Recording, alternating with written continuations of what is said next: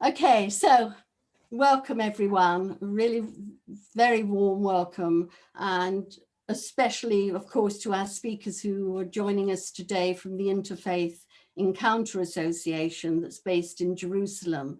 Very warm welcome to you. Also, I'd like to mention an organization that only came across yesterday due to Yehuda Stolov, who is the director of the Interfaith Encounter Association, who you are going to meet soon. So he has introduced me to the World Peace and Friendship Mission.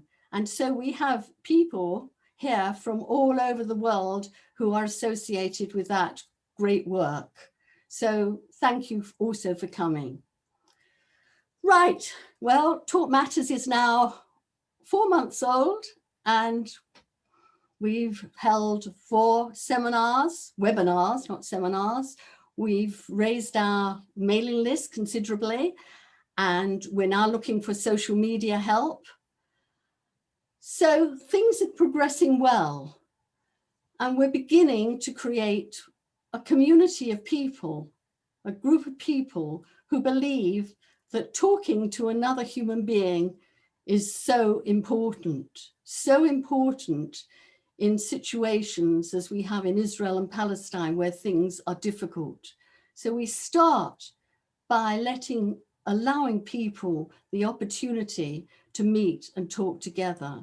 And that is what TalkMatters is all about. And that is what I am trying to encourage, to promote the organizations who are doing such wonderful work in that line.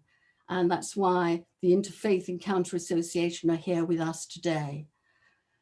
So the format for today is that we're going to show you a short video very shortly, so you get an overview of the association. And then we have our speakers from the association who will talk to us before we break into 3 groups with 2 speakers each, and we'll have a chance for discussion and questions. Right, so no more from me. Let's watch the 2-minute clip video. Thank you, Daniel. Thank you.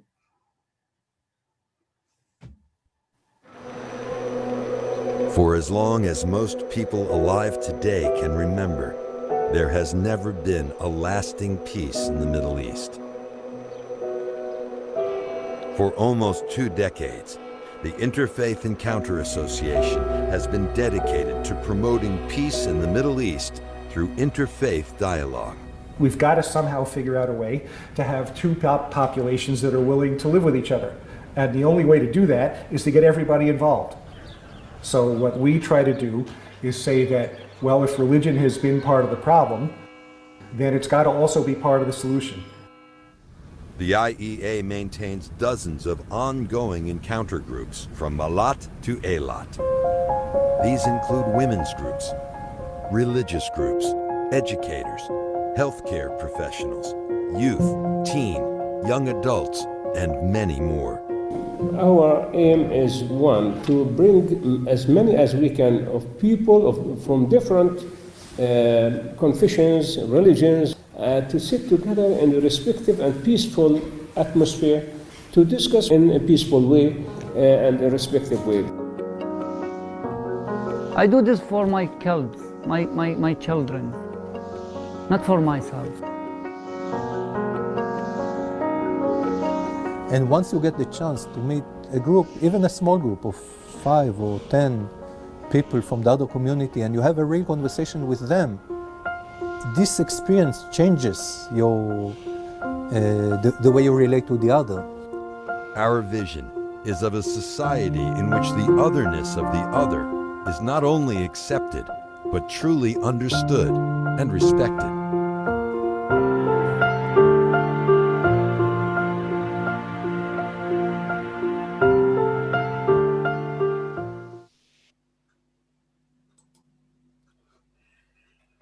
Right. Now you've watched that, I'd really like to introduce you to the director and co-founder of the Interfaith Encounter Association. You saw him very briefly at the end of that video, Yehuda Stolov. I was lucky enough to meet him in December before all this horrible time with the coronavirus in Jerusalem with Terry, my husband. And I'd really had been somebody I'd really wanted to meet for a long, long time, because I'd followed the fantastic work that they've been doing all over the country in Israel and in Palestine, getting people of the 3 different faiths to meet and talk together and learn a little bit about each other and hear each other's narratives. So I'm delighted that we're doing this today. And Yehuda is the director, and he's one of the co-founders. And in 2006, he was awarded the Immortal Chaplains Foundation Prize for Humanity. And later, much more recently, he was awarded the Victor J. Greenberg Prize for Peace in the Middle East. So I'm really, really delighted to welcome him and all his colleagues here today. So now, Yehuda, it's over to you. Thank you. Thank you very much, Jenny. Do you hear me? Yes. Yes. Okay, thank you. So thank you very much for organizing this webinar and for inviting us. The way we will do it is I will give like a general introduction, then Carolina will talk more about the actual activities, and then the other coordinators will talk more about their own experiences and their groups. So I am Yehuda. I was born and raised in Tel Aviv. I moved to Jerusalem after I finished high school to study in yeshiva, which is a kind of religious Jewish academy. Then through this experience, I fell in love with the city of Jerusalem, and I didn't move since. So when time came for me to go to the university, I registered only to the Hebrew University, and I studied physics until I finished my master's. Then I did some kind of strange combination of Jewish thought and physics. And then I moved to connect people instead of molecules and atoms through the experience of my exposure to interfaith dialogue, which happened to me only when I was 30 years old. But 10 years later, me and a group of colleagues started the Interfaith Encounter Association. 10 years later means the summer of 2001. At that time, the second Intifada was 10 months active. It was clear that the governments are limited in their ability to create sustainable peace.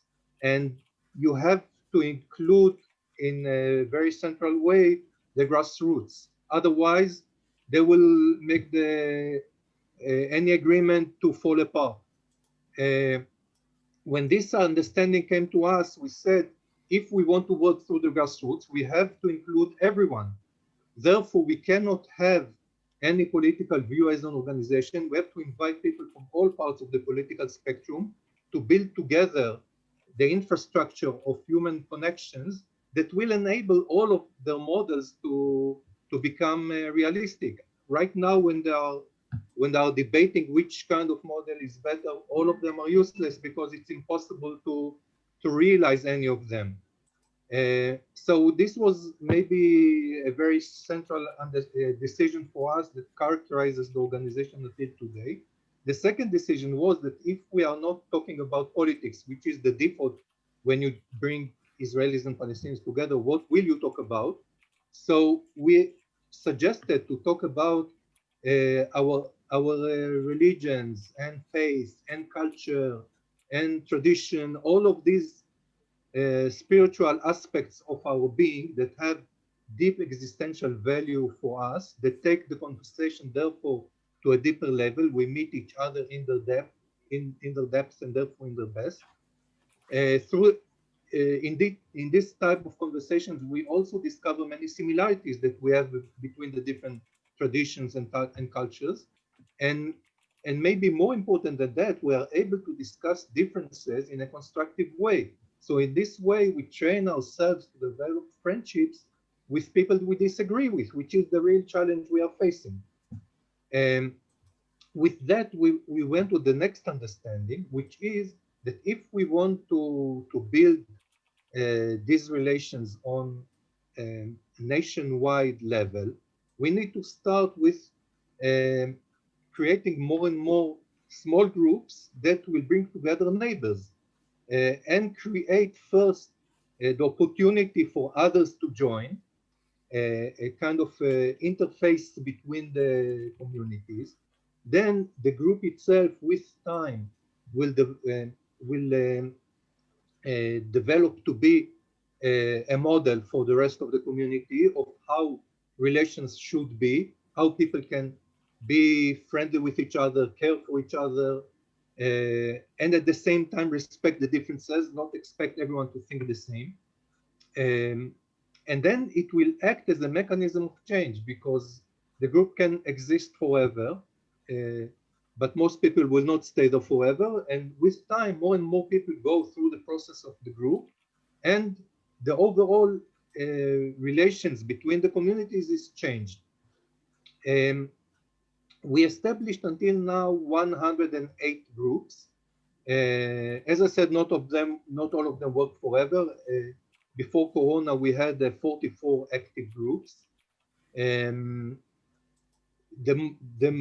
oldest working group that works continuously is 17 years old. So the second group that we started back in 2003 is still active until today.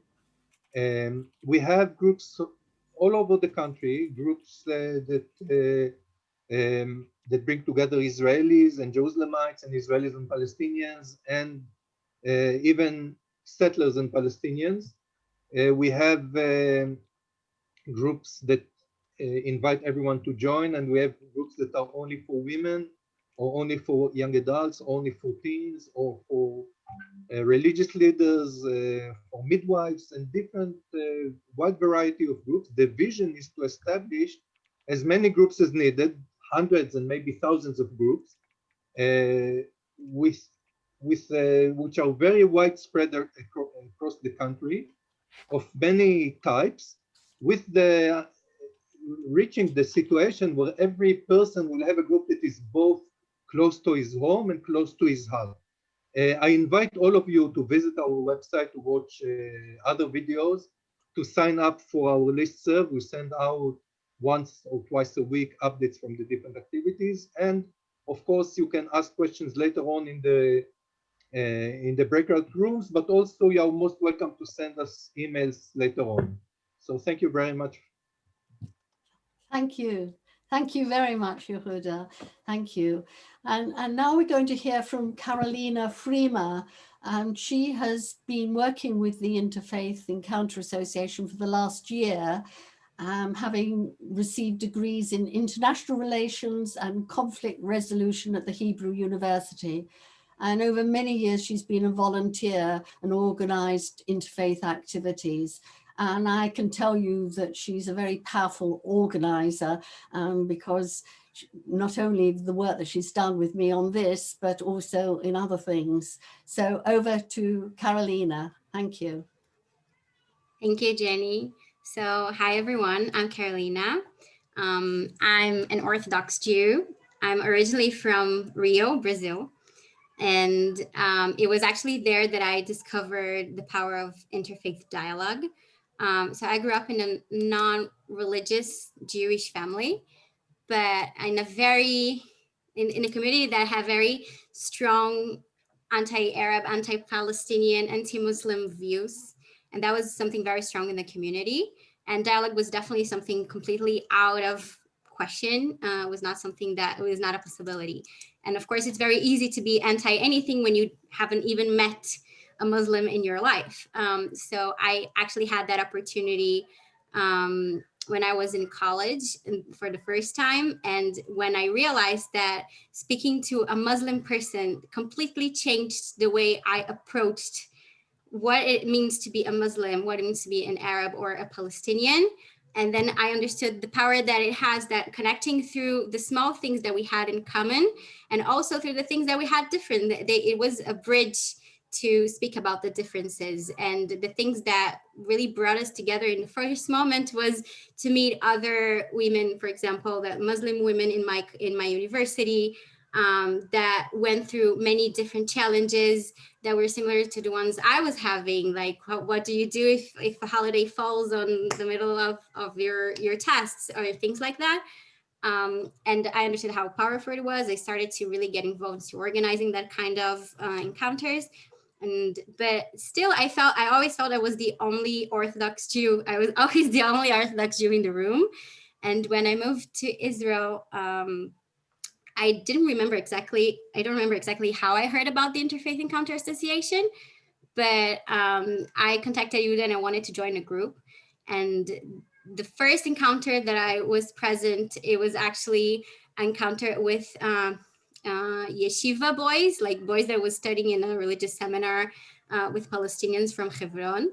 And the topic was the Temple Mount, Haram al-Sharif, which is like the center of the conflict, if you may say so.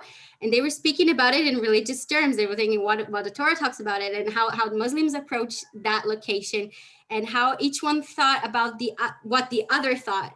And they were like kind of deconstructing all these different misconceptions they had about how the other thought about it. And that was very powerful for me. So I said, okay, this is one approach where you can include different groups that are not present in dialogue in other stances, in other places.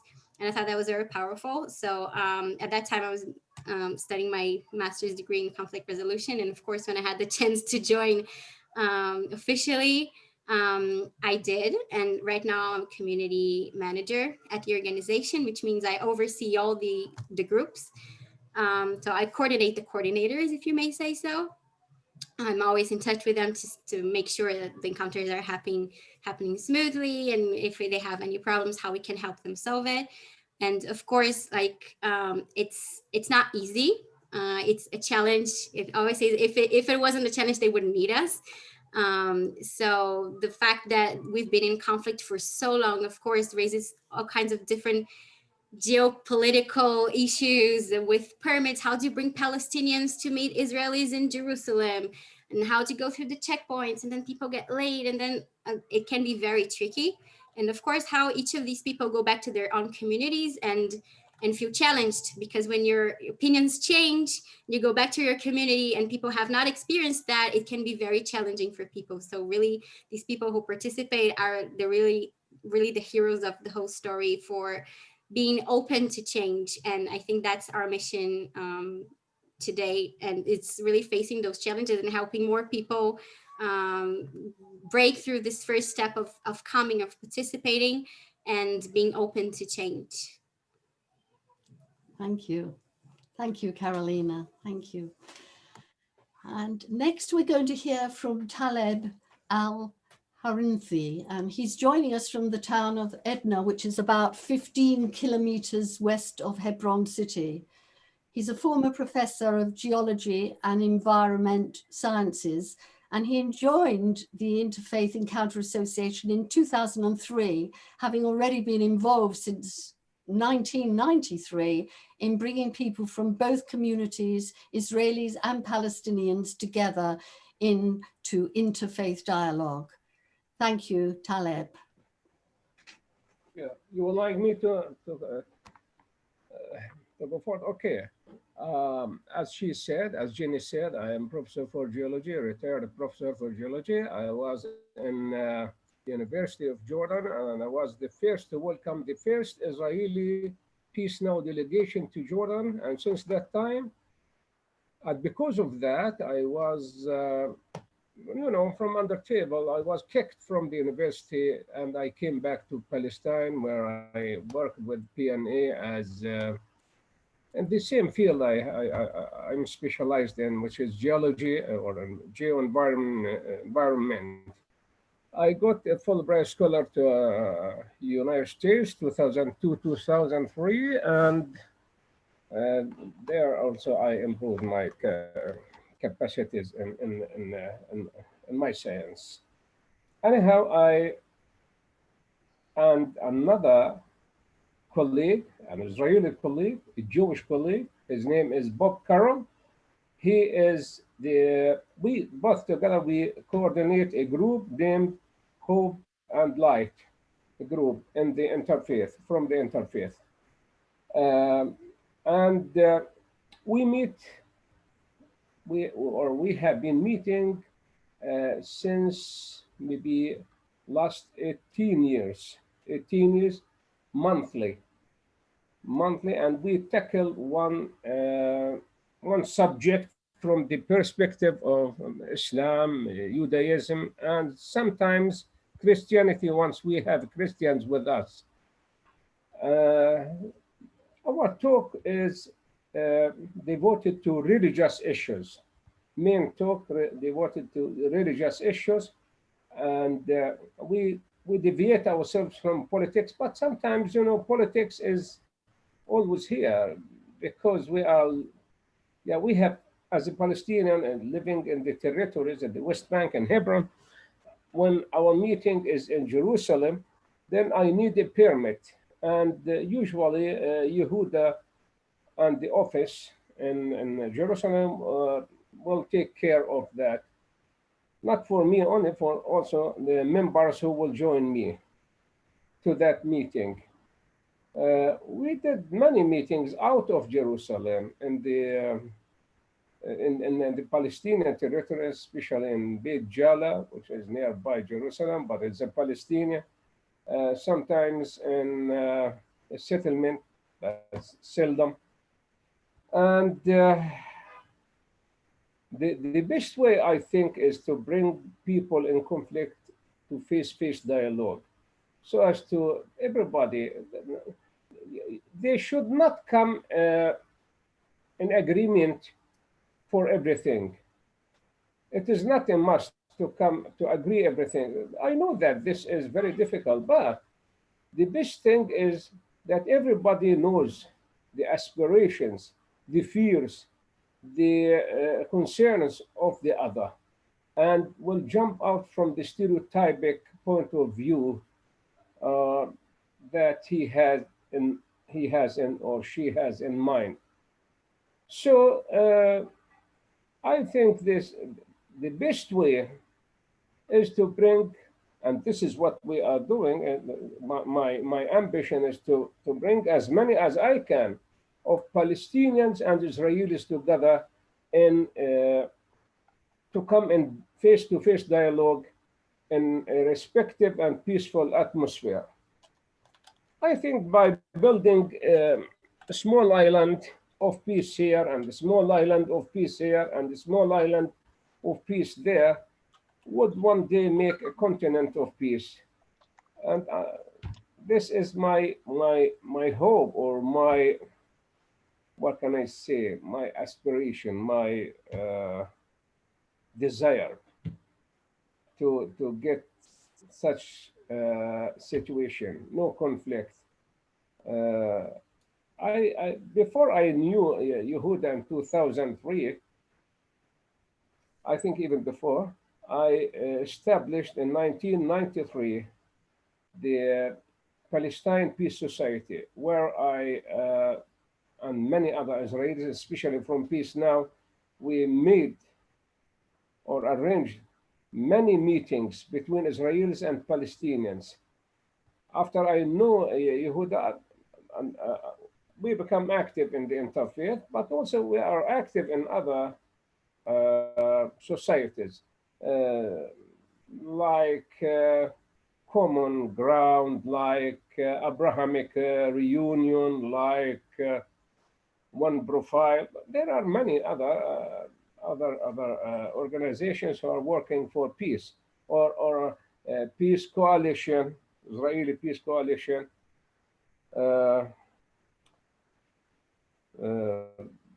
I and my family also, I have 2 sons and 1 daughter. Also, my wife is joining me in many of these meetings. And I hope that one day we will come to real peace together, and people feel trust with the other. The building the trust needs that people should meet together. Thank you. Okay. Thank you very much. Well, Thank you very much, Talib. And now to Fatima Amer, who's currently finishing her bachelor's studies in communications and English literature at the Bar Ilan University. And she's about to start a master's in public health at the Tel Aviv University. And Fatima has for the last 3 years been coordinating the Interfaith Dialogue Group at the Bar Ilan University. So let's hear now from Fatima.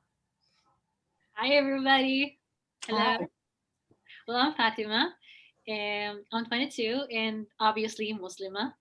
I live in Kfar Qasim, which is an Arab town located in the center of Israel, near Tel Aviv. And like Jenny said, I say 2 months ago, I finished my bachelor's study at Bar Ilan. I did it in communication and English literature, also through the international program. And right now, like it's been like 2 weeks now. 2 weeks from now, I started my master in public health and emergency and disaster management at Tel Aviv University. And to touch upon my experience through the Interfaith and how I got into it, it was at the end of my first year at Bar Ilan, and one of my Jewish friends introduced me to, her name is Sariba, she introduced me to the Interfaith, and we started meeting once a month, like small groups. We started like a small groups, and then we became bigger and bigger till we established the course, which is called Jewish Arab Interreligious Dialogue. And honestly, the course was really a success because of all the experiences and everything that we got to learn through each other. And I want to tell you about one of my the top experiences that I really the most touching experiences I had, which was the first one was during Ramadan. I got to, one of my Jewish friends invited me to her house. I got to break my fast in a Jewish household. You know, we were on this breaking our fast, eating, sharing all of us sharing the meal, like Christians, Muslims, Jews, sharing all of us the meal together on one table. It was really touching experience for me. And another one was when also they got to come to my house. Also was during Ramadan, and they came, we shared, they saw my family, they met my family, and we shared the food. There was like kosher food for those who kept kosher, and there was like our traditional, the Palestinians traditional food. They tried to, some of them who doesn't keep kosher, they tried it, and it was also a loving experience for us. And there was another one when during Purim, the Jewish holiday, and in the class we got to do mishluach manot, which is like the gift packaging they give whoever you want during Purim. And we got to make the mishluach manot in the class, all of us, the classmates together. And at the end, we got to give back to the community. We gave those chocolate snacks back to families in need, either like from the Muslim community or the Jewish community or Christians. And it was honestly, it felt great to give back to the community, all of us together.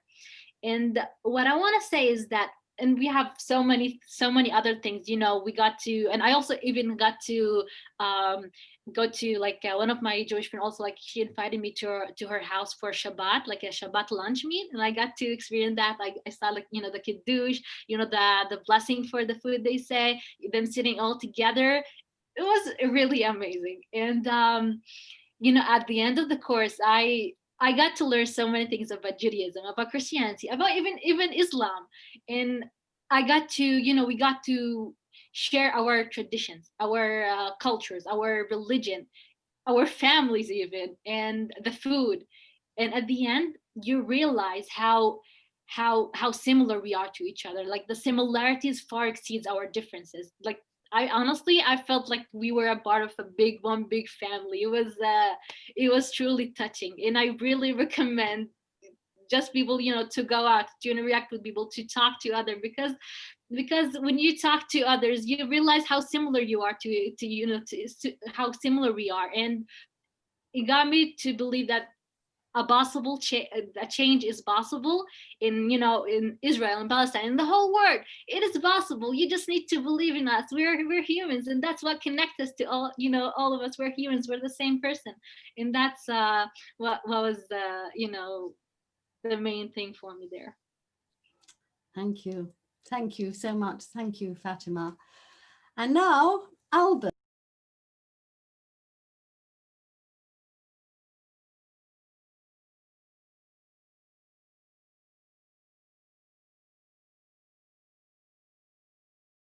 Right, can you hear me now? Thank you. Okay, so Albert Grootheder is training to become a pastor of the Dutch Reform Church. And since 2018, he's been in Jerusalem at the Dutch Center for Israel Studies.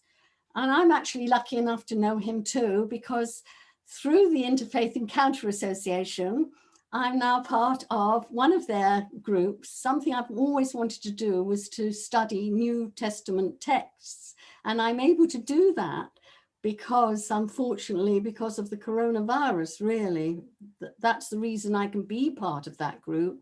And I, together with a Christian colleague who lives very near to me, we go along to this group. And Albert is always there and helps so much for me to understand the texts. He's been involved with this Interfaith Encounter Association for the last couple of years. So, Albert, your turn. Yes, hello all. Shalom or salam or hello. It's good to have this meeting tonight. Thank you for the invitation, Jenny. Well, my name is Albert Grootheder. I am a Dutch pastor, and for the insiders, well, I'm from the Catholic, or the not Catholic, from the Calvinistic branch of Protestantism. I'm working in Israel on behalf of the Dutch Center for Israel Studies. Let me first tell something about my beloved ones, my family. I'm married with Martha. She's a teacher, a lovely one. Happiest, by the way, because being a teacher as a mother is a blessing during the lockdowns we experience. Well, we have 4 kids. Our firstborn is a daughter, and the 3 next are sons, and their names are quite Dutch, like our family name. So I guess it's not needed to mention their names. One funny detail. The name of one of my sons is also Albert, and I've learned this is very unusual for Jews. They start to give the names, the same names, after the father or the grandfather died. But happy as I am alive, as you see, just like my son and my father. And indeed, my father's name is also Albert, just like his father's name. As a family, we are living in Jerusalem. We arrived in the country in March 2018, and I really love it to be here. It's a blessing to have the opportunity to stay abroad with the family. It's not always easy, but it's a great experience. God willing, we will stay here for a total of 6 years, and my kids go to a local school, and so they slowly start to behave like Israeli. I will not go into detail about that, but hopefully they will join us when we go back to the Netherlands in 2022. Well, about my work, it's my task to connect Christianity to Judaism. And I will explain my job by giving an example. Many Christian families use so-called children's Bibles. These Bibles contain the most important stories from the Hebrew Bible and the New Testament, and they are often well illustrated. I show you here one. I hope you see it all. This is a very well illustrated one. You see many people surrounding Jesus. It's near sunset, and Jesus and the people are in the middle of nowhere. People are hungry. but there is no supermarket, no food, and the people have to travel back home. There are only 2 breads and 5 fishes. So Jesus takes them and succeeds in feeding more than 5,000 people, according to the tradition. And it is the so-called story of the miraculous feeding. Well, about this drawing, check Jesus. He looks like a Hollywood star, isn't it? Fair, tall, well-groomed beard.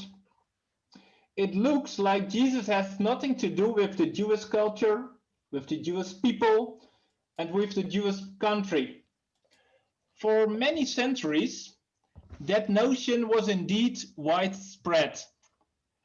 But Jesus was a Jew, lived like a Jew, looked like a Jew, preached like a Jew, and even died like a Jew. For your information, he prayed a Jewish prayer while dying. To make it simple, I'm studying Judaism to help Dutch Christians understanding Jesus as a Jew. Therefore, I'm studying at Schechter's Institute in Jerusalem. That's a conservative rabbinical seminary. I'm joining interreligious dialogue groups. I'm organizing tours for Dutch pastors and theological students. I'm writing articles and books. I'm giving lectures for Dutch tourists.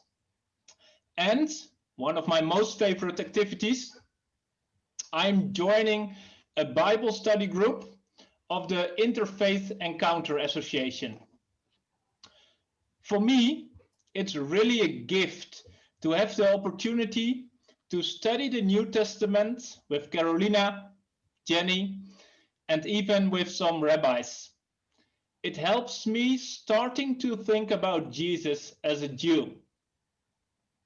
So I hope you understand having a platform like the Interfaith Encounter Association is really a blessing. We learn together, build friendships, and feel connected.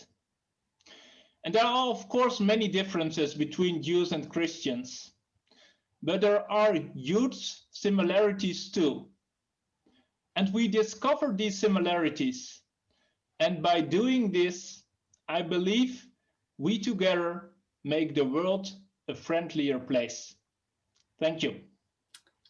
Thank you, Albert. Thank you, Albert. Now we're going to go into 3 groups, and it's going to probably take, well, thank you.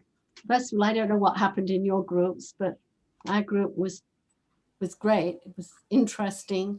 It made me think that the work that we're trying to do, that you are trying to do to get people to talk more together, to meet each other, to exchange narratives, isn't so easy at all.